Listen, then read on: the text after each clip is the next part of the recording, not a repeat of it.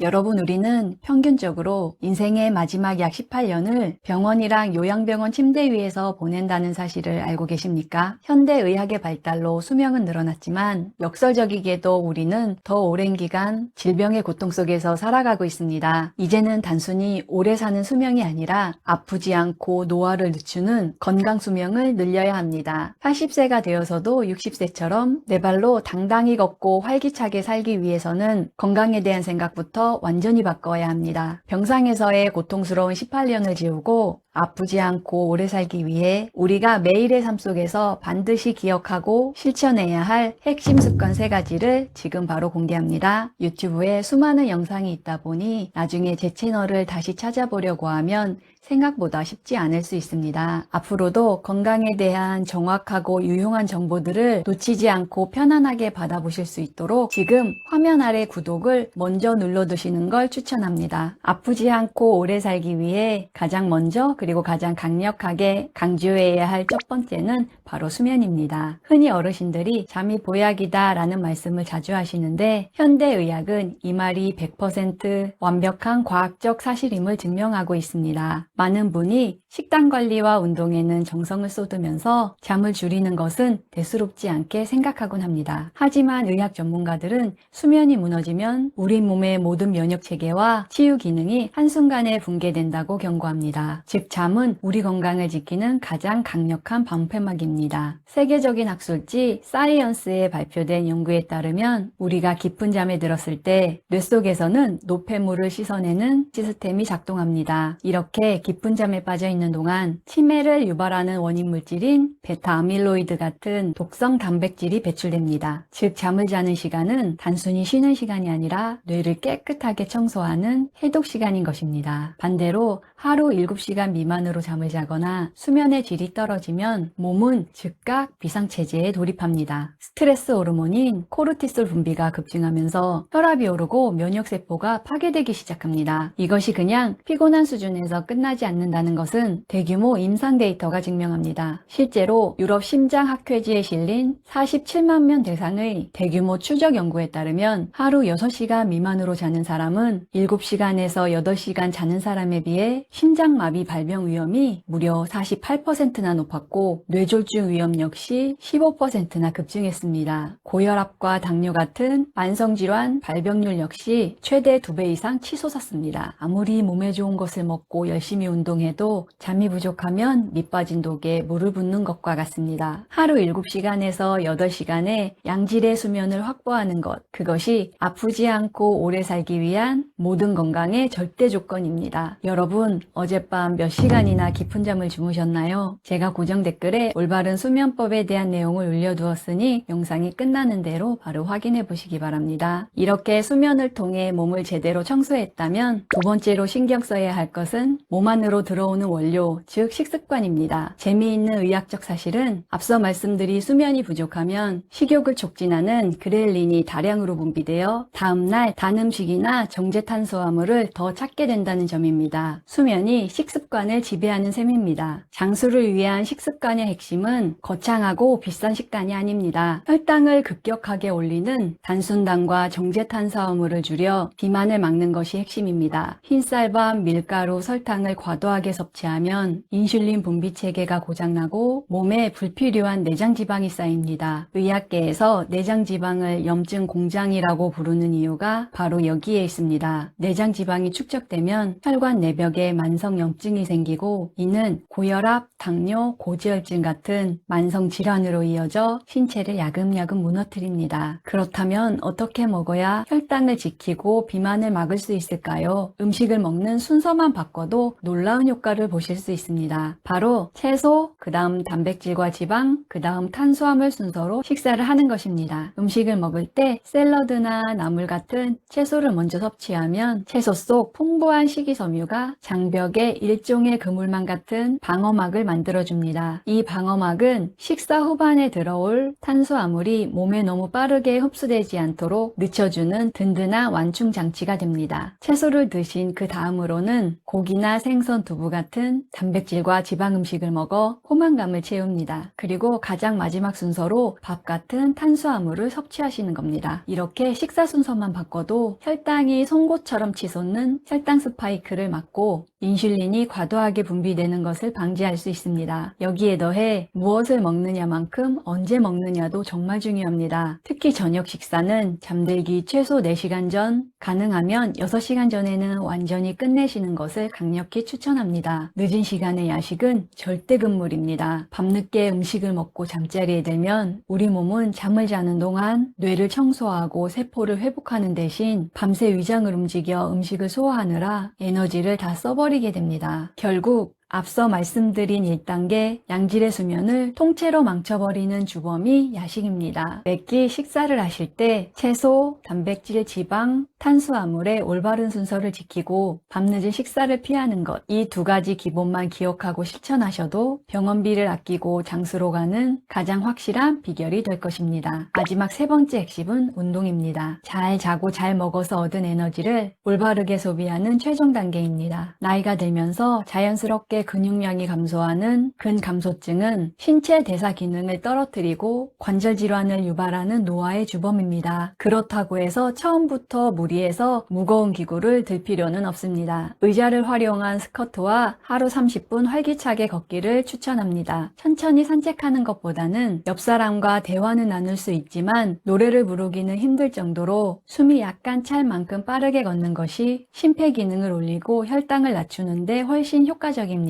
관절에 무리가 가지 않도록 안전하게 의자 등받이를 잡고 앉았다 일어나는 맨몸 근력 운동과 숨이 가쁠 정도의 규칙적인 유산소 운동이 동반되어야만 당뇨병 예방을 하는 훌륭한 방파제를 만들 수 있습니다. 우리 몸의 근육, 특히 하체의 허벅지 근육은 우리가 섭취한 포도당을 가장 많이 소비하는 기관이기 때문입니다. 이러한 운동은 신체적인 이점뿐만 아니라 정신 건강에도 결정적인 역할을 합니다. 낮 시간에 햇볕을 쬐며 활기차게 걸을 때 분비되는 행복 호르몬인 세로토닌과 엔돌핀은 만성 스트레스를 해소하고 우울감을 낮추는데 탁월한 효과가 있습니다. 결국 낮 시간에 몸을 적절히 자극하며 움직이는 것은 비만을 막고 스트레스를 다스려 앞서 말씀드린 1단계 양질의 수면으로 다시 자연스럽게 이어지게 만드는 선순환의 고리를 완성합니다. 오늘 말씀드린 3가지 건강 조건 중 모든 것의 기본이자 시작점은 단연 수면입니다. 잘 자야 바르게 먹을 수 있고 바르게 먹어야 활기차게 움직일 힘이 생깁니다. 영상이 끝나면 제가 고정 댓글에 링크로 남겨드린 올바른 수면법 영상을 바로 시청해 보시기 바랍니다. 오늘 밤 평소보다 조금 더 일찍 잠자리에 드는 작은 실천부터 시작해 보시는 건 어떨까요? 오늘 영상이 도움이 되셨다면 구독과 좋아요, 알림 설정까지 부탁드립니다. 저는 다음 영상에서 만나 뵙겠습니다. 시청해 주셔서 감사합니다.